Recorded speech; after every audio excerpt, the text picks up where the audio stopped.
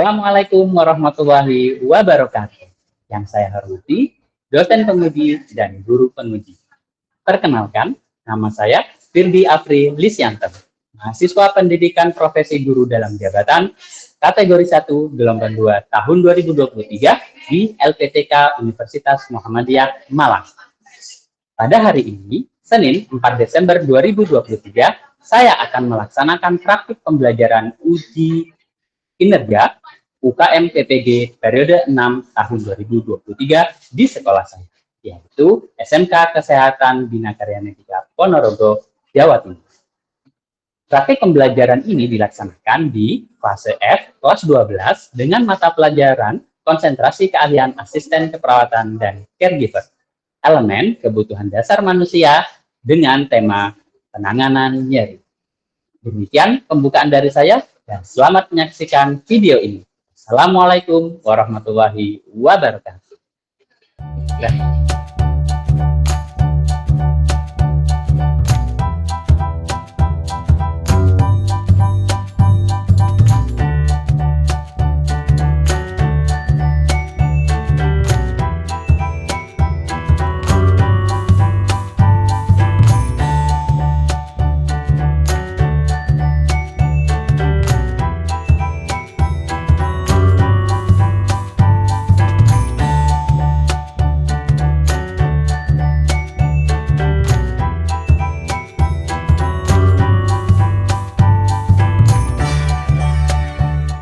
Assalamualaikum warahmatullahi wabarakatuh. Waalaikumsalam warahmatullahi wabarakatuh. Apa kabar kalian hari ini? Alhamdulillah, luar biasa. Allahu Akbar. Yes. Alhamdulillahirabbil alamin. Semoga kita tetap diberikan kesehatan ya anak-anak. Baik, sebelum kita mulai kegiatan pada pagi hari ini, mari kita berdoa bersama. Semoga kita diberikan keselamatan, kesehatan, barokah, dan ilmu yang bermanfaat. Siapa yang akan memimpin doa pada hari ini? Oke, baik, silakan. Persiapan berdoa. Berdoa mulai.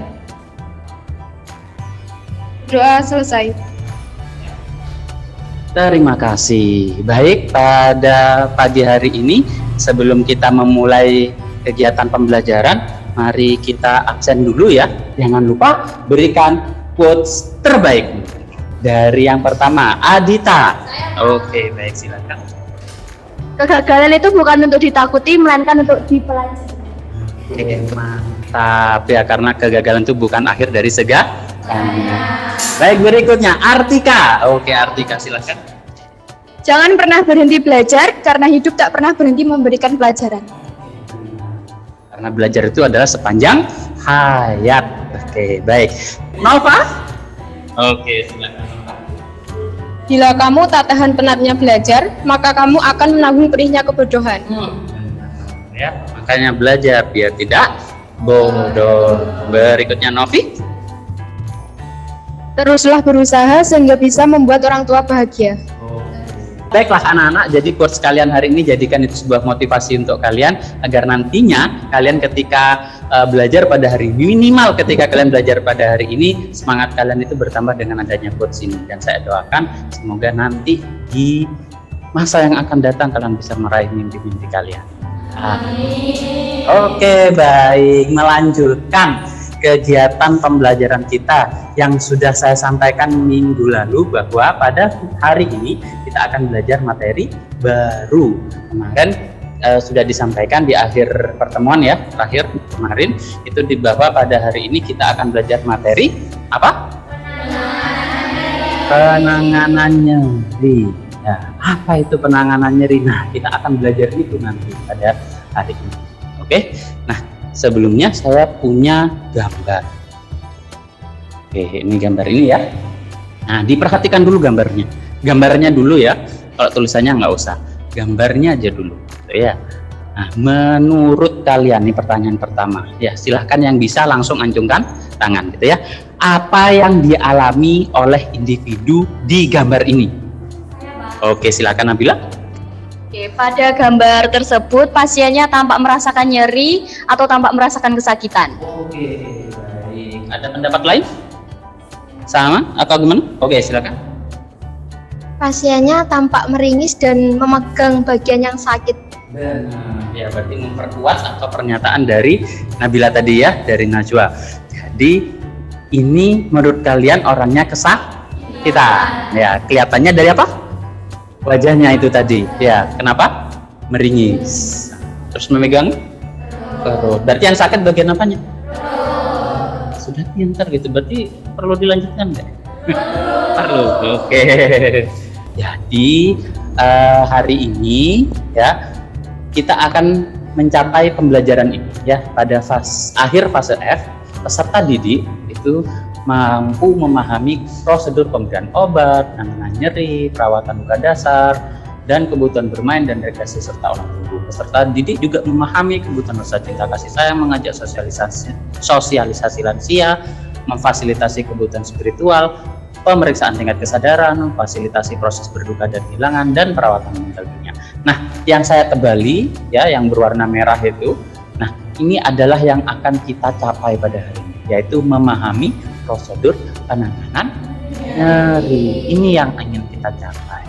Tujuan pembelajarannya apa? Peserta didik atau kalian di sini maksudnya ya, itu mampu melakukan penanganan nyeri pada pasien secara farmakologis dan non farmakologis dengan tepat dan bertanggung jawab. Jadi bukan hanya sekedar kalian tahu dan mampu melakukan tindakan penanganan nyeri secara farmakologis ataupun non farmakologis, tapi kalian harus mampu melakukannya dengan tepat sesuai dengan yang dikeluhkan oleh pasien, gitu ya. Dan harus bertanggung jawab dengan apa yang dilakukan. Untuk bisa kita mencapai atau menyelesaikan tujuan pembelajaran ini, maka ada indikator pencapaian tujuan pembelajaran yang harus kalian lakukan, ya, yang harus kalian lakukan dan kuasai. Oke. Nah, yang pertama, peserta didik mampu mengidentifikasi nyeri. Yang kedua, peserta didik mampu mengklasifikasikan jenis nyeri. Dan yang terakhir, peserta didik mampu melakukan penanganan nyeri. Fokus pada kata-kata terakhirnya saja. Ya, mengidentifikasi nyeri, terus dan terakhir benar. Fokus pada 3 hal ini. Jadi hari ini kita akan belajar dengan menggunakan model problem based learning. Di sintak yang pertama, kalian itu akan mengorientasikan kalian ini ya, kalian akan diorientasikan pada masalah. Berarti nanti di awal ya, itu akan saya kasihkan kasus kepada kalian. Nah, kasus ini kemudian ya, nanti akan kalian amati, pelajari kira-kira masalah apa yang terjadi pada kasus tersebut, gitu kan? Yang kedua, setelah kalian sudah diberikan kasus itu tadi, kalian bagi ini satu kelas menjadi 3 kelompok, oke? Yang terdiri dari berapa? 4 orang. Ya, karena ada ber-12, maka dibagi jadi 3 kelompok, masing-masing kelompok 4 orang. Baik, yang ketiga. Nah, kalau sudah tadi kelompokan, sudah dibagi kelompoknya, kemudian kalian akan mulai melakukan penyelidikan atau penelusuran untuk menjawab permasalahan. Di sini kalian akan mencari informasi-informasi yang kalian butuhkan untuk bisa menjawab permasalahan yang ada pada kasus. Dan yang keempat, kalian akan menyusun hasil karya dan mempresentasikannya. Jadi silahkan tuangkan hasil diskusi kalian itu ke dalam PPT ya, atau misalnya karena kita menggunakan teknologi, silakan gunakan Google Docs, Google Slide ya, gunakan Google Slide. Di situ silahkan kalian masukkan hasil diskusi kalian, apa yang sudah kalian diskusikan bersama kelompok, kemudian nanti dipresentasikan. Maka dengan demikian, setelah kalian sudah melakukan presentasi dan diskusi antar kelompok itu tadi, kita masuk di tahap yang terakhir atau sintak yang terakhir, yaitu melakukan evaluasi dan refleksi proses dan hasil penyelesaian masalah. Jadi diskusi lagi di kelompok masing-masing. Untuk apa? Membuat kesimpulan, evaluasi. Kira-kira penyelesaian masalah yang sudah kalian lakukan itu sudah tepat atau tidak. Jadi ada anak E datang ke UGD Klinik Biadika dengan keluhan nyeri perut bagian bawah. Ya. Nah, pasien itu juga mengatakan bahwa kencingnya itu anyang-anyangan. Ya, berarti ada nyeri anyang-anyangan ya. Nah, pasien mengatakan sulit tidur dan terlihat gelisah. Saat dilakukan pemeriksaan, tanda-tanda vital didapatkan. Tanda untuk yang tekanan darah itu adalah 120/80, suhu 36,6 derajat Celcius, nadi 82 kali per menit, RR 20 kali per menit. Kira-kira kalau dilihat dari TTV-nya itu normal apa enggak? Oke, normal.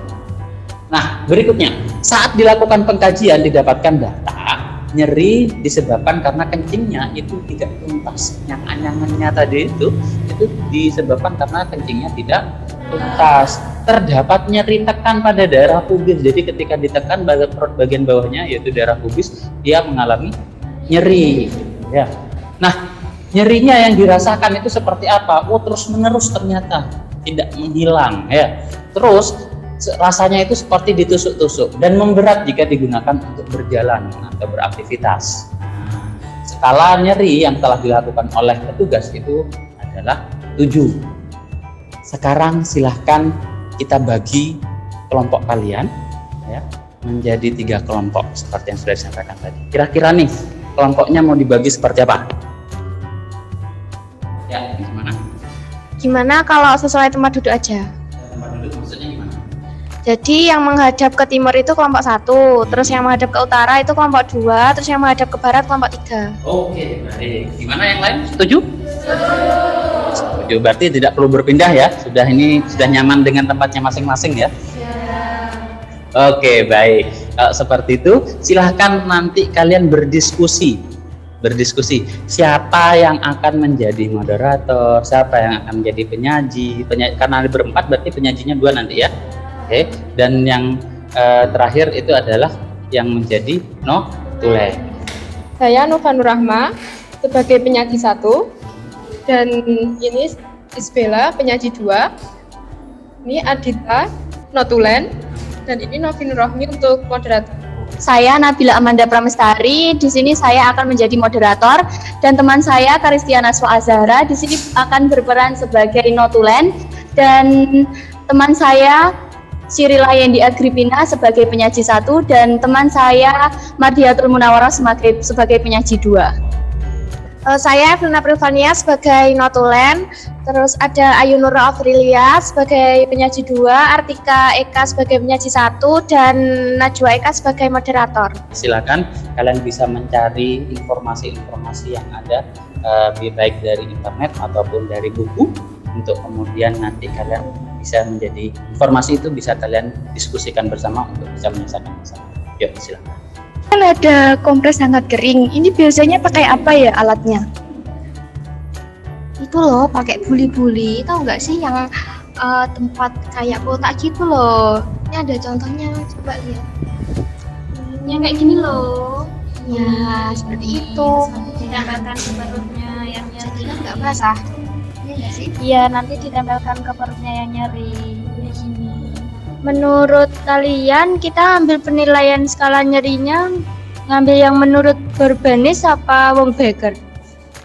Kan dari kasus yang diberikan Pak Firdi itu kan anak-anak. Gimana kalau kita pakai yang menurut Wong Becker?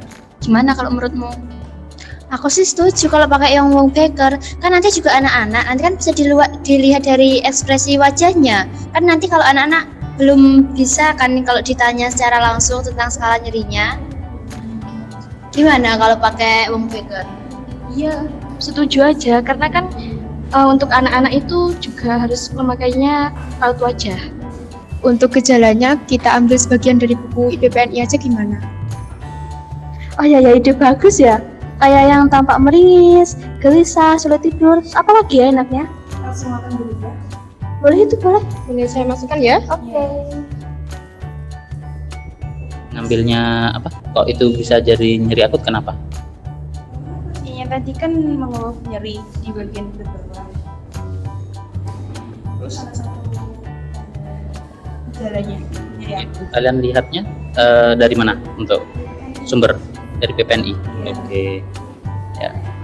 Jadi mengeluh nyeri gitu ya. Iya. Itu tandanya jadi subjektif atau objektif? Objek. Objektif. adjektif. Termasuk ke tanda gejala mayor atau minor? Iya. Mayor. Mayor. Iya. Oke. Berarti sudah ya, fix ya dapetin. Iya. Selain itu mungkin ada tanda-tanda yang lain, tanda gejala lain pada pasien? Coba bisa dibacakan kira-kira gimana? Kenapa kok kalian kasus ini kalian ambil sebagai nyeri akut bukannya nyeri kronis? Karena nyeri pada pasien tadi itu kurang dari 3 bulan. Oke, 3 bulan ya, kurang dari 3 bulan ya. Oke, baik. Nah, menurut kalian ini maksud tadi kayak tadi kan kalian bilang bahwa ada penilaian nyeri seperti ini seperti itu ya. Ini pasiennya nyerinya masih kategori apa? Di kategori nyeri berat. Karena tadi pasiennya juga mengatakan bahwa perutnya terasa tertusuk-tusuk juga. Dan pada skala nyeri 7. Jadi 7 termasuk nyeri berat. Ini sudah sampai penanganan belum? Sudah? Oke, baik. Untuk yang penanganannya itu sendiri, bagaimana? Oh, terdiri dari 2, ada teknik farmakologi sama farmakologi. Terus kalau untuk teknik farmakologinya yaitu pemberian obat anti nyeri atau analgetik. Oke, kalau untuk ini apa namanya yang teknik, saya tertarik nih dengan yang teknik non farmakologinya. Kira-kira yang kalian yang paling tepat itu pada kasus itu dipakainya untuk yang teknik non farmakologisnya itu yang mana? Kompres hangat. Kompres hangat kering atau basah? Oke, baik. Itu kalau bisa ya, ini nanti tambahkan dengan adanya apa ya namanya gambar ya, bisa menyatakan bahwa oh ini kompres, oh yang ini teknik relaksasi seperti itu ya, biar nanti ada gambaran begitu ketika gitu ya. Oke, anak-anak sudah selesai diskusinya? Oke, baik, sudah selesai ya diskusinya. Maka jangan lupa semuanya harus dimasukkan ke dalam PPT, dan PPT-nya sekarang sudah siap apa belum? Sudah siap. Oke, baik, nanti kita akan presentasi satu persatu ya. Silahkan sampaikan hasil diskusi kalian untuk menyelesaikan masalah yang ada di tadi sudah disampaikan di awal di depan ini ya. Oke. Baik, kita mulai dari kelompok 1. Gimana? Gak apa-apa ya, kita urut ya. Urut aja kelompok 1, kelompok 2, terus kelompok 3. Untuk gejala nyeri biasanya pasien tampak meringis, gelisah, mengeluh nyeri, timbul rasa perih saat buang air kecil. Buang air kecil lebih sering tetapi dengan volume sedikit, urin berbau menyengat. Menurut dari kasus tersebut, penyebab kencing tidak tuntas, kualitas nyeri seperti ditusuk-tusuk dan memberat saat digunakan untuk berjalan. Untuk penyebarannya, nyeri pada daerah pubis, untuk skalanya skala 7, dan untuk waktu nyeri dirasakan terus-menerus. Perkenalkan, saya Karistiana Azhara dari kelompok 2. Tadi pada kasus anak E disebutkan bahwa nyeri seperti ditusuk-tusuk. Nah, ini pada anak E apakah nyerinya tadi terus-menerus atau ada jedanya? Izin menjawab pertanyaan dari kelompok 2. Pastinya ada jeda, karena apabila pasien beristirahat nyeri yang dirasakan akan berkurang. Nyeri akan timbul lagi bila pasien sering beraktivitas berat seperti berjalan terlalu jauh dan berlari-lari. Izin menjawab dari kelompok 3. Nyeri terasa menurun saat digunakan istirahat dan mengurangi aktivitas yang berat. Penilaian skala nyeri menurut Wong-Becker, yaitu yang pertama skala wajah, kedua skala nyeri, ketiga deskripsi nyeri, keempat pengamatan penampilan. Untuk yang 0 wajah tampak masih senyum, tidak merasakan nyeri, aktivitas normal, bahagia. Untuk skala 2 sampai 4, nyeri ringan, ekspresi netral, mau bermain dan berbicara. Untuk skala 4 sampai 6, nyeri sedang, melindungi daerah yang sakit, mengurangi gerakan atau diam, mengeluh nyeri. 6 sampai 8, nyeri berat, tidak bergerak, terlihat takut, sangat diam. 8 sampai 10, nyeri sangat berat, gelisah, mengeluh, sangat nyeri, menangis terus. Untuk yang selanjutnya adalah kasus. Seperti yang telah disampaikan oleh Pak Firdi tadi, berdasarkan pengajian dari kasus tersebut, nyeri memberat saat pasien berjalan dan pasien mengatakan bahwa skala nyerinya 7. Berdasarkan data tersebut diperoleh skala nyeri 7 dan skala nyeri tersebut termasuk dalam skala nyeri berat. Saya mau bertanya. Perkenalkan, nama saya Nufa Nurrahma, perwakilan dari kelompok 1. Untuk pertanyaannya, bagaimana cara melakukan penilaian skala nyeri pada pasien dengan menggunakan skala nyeri Borbenis dan Wolbecker? Baik, saya akan menjawab pertanyaan dari kelompok 1. Tadi untuk pertanyaannya bagaimana cara melakukan penilaian nyeri dengan menggunakan penilaian skala nyeri menurut Borbenis dan Wolbecker. Untuk penilaian skala nyeri menurut Borbenis adalah menggunakan angka. Jadi ini biasanya digunakan kepada orang dewasa yang kita akan melakukan anamnesa kepada pasien tersebut mulai dari skala nyeri 1, 0 hingga 10. Jadi kita akan menanyakan kepada pasien dan memberikan pengertian skala dari angka berapa menuju angka berapa, dan skala tersebut tergolong kepada nyeri ringan, sedang maupun nyeri berat. Kemudian untuk penilaian skala nyeri yang kedua menurut Wolbecker, ini cenderung biasanya digunakan untuk penilaian skala nyeri kepada anak-anak. Jadi kita nanti sebagai petugas pemeriksa, kita nanti akan melihat bagaimana ekspresi anak tersebut. Apakah anak tersebut wajahnya terlihat datar, ataupun meringis, ataupun juga mungkin untuk yang nyeri yang tergolong sangat berat, nanti pas anak tersebut akan menangis. Yaitu langsung saja penanganan nyeri pada kasus anak E. Berikut penanganannya ada dua, yaitu yang pertama teknik non-farmakologi. Merupakan salah satu intervensi keperawatan secara mandiri untuk mengurangi nyeri yang dirasakan oleh pasien. Contohnya seperti kompres hangat, teknik distraksi, dan teknik relaksasi.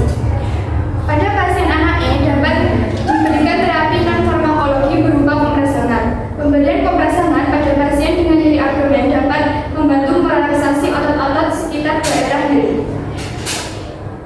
Kompres hangat dilakukan dengan menggunakan buri-buri panas. Berikut merupakan gambar untuk teknik non-farmakologi. Yang pertama ada teknik relaksasi seperti nafas dalam, yang kedua ada teknik kompres hangat, dan yang ketiga yaitu teknik distraksi pengalihan nyeri. Pada kasus anak E, teknik farmakologi yang dapat diberikan adalah pemberian obat jenis analgesik atau anti nyeri.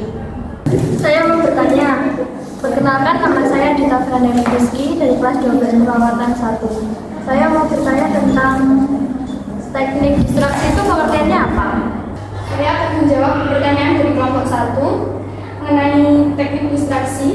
Teknik distraksi adalah pengalihan perhatian klien ke hal yang lain sehingga dapat menurunkan kewaspadaan terhadap nyeri tersebut. Dari tadi ya yang sudah dipresentasikan dan didiskusikan antar kelompok ya, dengan diskusi tadi kita jawab ya. Nah, silahkan sekarang kita coba deh di masing-masing kelompok kalian evaluasi kembali kira-kira apa yang kurang itu bisa ditambahkan, dan juga silahkan kalian diskusikan untuk bisa membuat kesimpulan ya. Kesimpulan apa yang kalian ambil dari kasus tersebut dan hasil presentasi yang sudah kalian sampaikan tadi. Baik, kesimpulan dari kelompok 1, menurut kami kesimpulan nyeri itu dapat diketahui dengan tanda-tanda sebagai berikut, yaitu tampak meringis, bersikap protektif, nafsu makan menurun, gelisah, sulit tidur. Biasanya timbul rasa nyeri pada saat buang air kecil lebih sering tetapi dengan volume sedikit, dan urin berbau menyengat. Jadi kesimpulan dari kami kelompok 2 yaitu untuk menentukan skala nyeri dapat menggunakan dua metode sesuai dengan keadaan pasien. Apabila pasien dapat dianamnesa, maka dapat menggunakan metode Borbenis.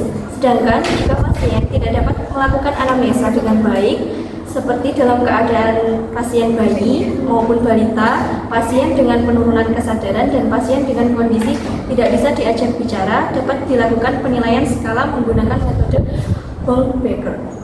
Baik, untuk kesimpulan dari kelompok 3, jadi dapat kita simpulkan bahwasanya pada penanganan kasus nyeri anak E dapat diberikan dengan cara pemberian terapi farmakologis dan non-farmakologis. Dari kasus tersebut bisa kita tentukan penanganan nyeri sesuai dengan tingkat nyeri pasien. Pada anak E, terapi non-farmakologis yang dapat kita berikan adalah kompres hangat. Apabila teknik non-farmakologis belum dapat mengatasi nyeri anak E, maka bisa dilakukan pemberian tindakan farmakologis berupa pemberian obat analgesik, misalnya paracetamol, ibuprofen, metronidazol sodium, dan lain-lain sesuai dengan tingkat nyeri dan sediaan obatnya. Pada anak E dapat diberikan obat analgesik dalam bentuk sediaan sirup dan injeksi intravena sesuai dosis menurut usia. Saya evaluasi sedikit ya anak-anak. Jadi ini tadi presentasinya sebenarnya itu sudah bagus semua, gitu ya. Cuma mungkin tambahan sedikit ya. Jangan terlalu banyak menggunakan kata-kata di PowerPoint. Cukup namanya saja PowerPoint. Jadi poin-poinnya saja yang akan saya maksud. Ya, cukup 1, 2, 3 gitu. Nah, penjelasannya itu bisa kalian sampaikan dengan menggunakan kata-kata langsung, gitu ya.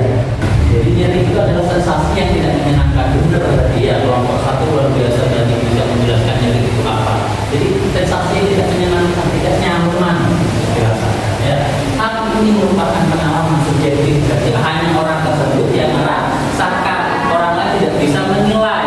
Nah itulah nyeri, itulah kenapa biasanya penilaian yang kita lakukan kepada pasien itu lebih kepada subjektifnya pasien yang mengeluh nyeri, bukan kita yang mengetahui secara langsung ya. Bahkan meskipun pada objektifnya itu ada yang kata-kata seperti gelisah, wajah meringis, gitu kan ya. Itu sebenarnya itu kan bisa diperbuat ya. Itulah kenapa penilaian yang ada tentang nyeri ini itu subjektif, bisa berbeda-beda dari setiap orang. Si A mengatakan oh ini nyeri ringan, si B mengatakan nyeri berat, si D mengatakan nyeri bisa berbeda-beda ya. Tergantung bagaimana dia merespon nyeri tersebut dan tingkat apa itu ya namanya toleransinya terhadap gitu ya. Oke, jadi itulah ya, klasifikasinya tadi sudah disampaikan ada dari aku dari aku berarti yang kurang dari kalau dari kronis berarti yang lebih dari oke, tadi skala jadi juga sudah disampaikan dari ya. Nah tadi sudah luar biasa dari kelompok 1 tidak menyebabkan dengan menggunakan PDRST ya. PDRST itu adalah cara untuk kita bisa melakukan penilaian subjektif kepada pasien. Nah, dengan sistem sehingga diharapkan kita bisa mengetahui penyerinya pasien kita apa, sehingga nanti ketika kita mau melakukan penanganan yang kita berikan bisa tepat. Itulah kenapa kita menggunakan PDRST. Dan terakhir, skala yang kita pakai itu bisa terdiri ada meter, menggunakan wajah atau bisa menggunakan angka, ya. Nah, untuk penanganannya sendiri tadi sudah dijelaskan dengan luar biasa, ada yang farmakologis maupun non farmakologis. Berarti kalau farmakologis itu sebenarnya pakai kok. Kalau non farmakologis berarti non obat-obat, ya. Nah, jadi saya punya tugas kalian bentuknya adalah lembaga kerja, ya, LKPD. Sudah saya sampaikan di grup BC ya, di grup Facebook silakan dibuka dan juga coba kerjakan ya. Di situ ada 2 ya, ada LKPD, ada post-test ya. Post-test ini adalah untuk mengetahui tingkat kemampuan kalian terhadap indikator yang sudah disampaikan di ya.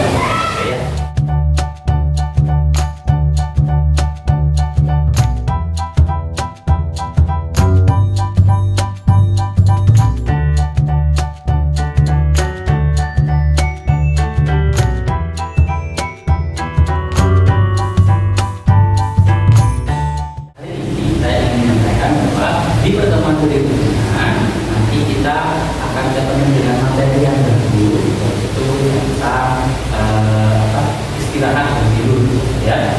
Nah, nanti silakan pelajari kira-kira apa sih istirahat itu, apa sih tidur itu ya, dan bagaimana kondisi jika misalnya seorang pasien itu terjadi istirahat dan tidur. Oke, baik, sebelum kita kita akhiri, mari kita berdoa bersama. Semoga ilmu yang sudah kita dapat hari ini bisa bermanfaat bagi diri kita, minimal untuk kita sendiri dan untuk orang lain juga. Ya, dan semoga ilmu kita ini dapat kita amalkan dengan baik. Berdoa, siapa yang akan memimpin? Oke, kita. Siapa berdoa? Berdoa mulai. Berdoa selesai. Oke, baik, terima kasih partisipasi yang luar biasa hari ini. Kita akhiri kegiatan pada hari ini menyampaikan hamdalah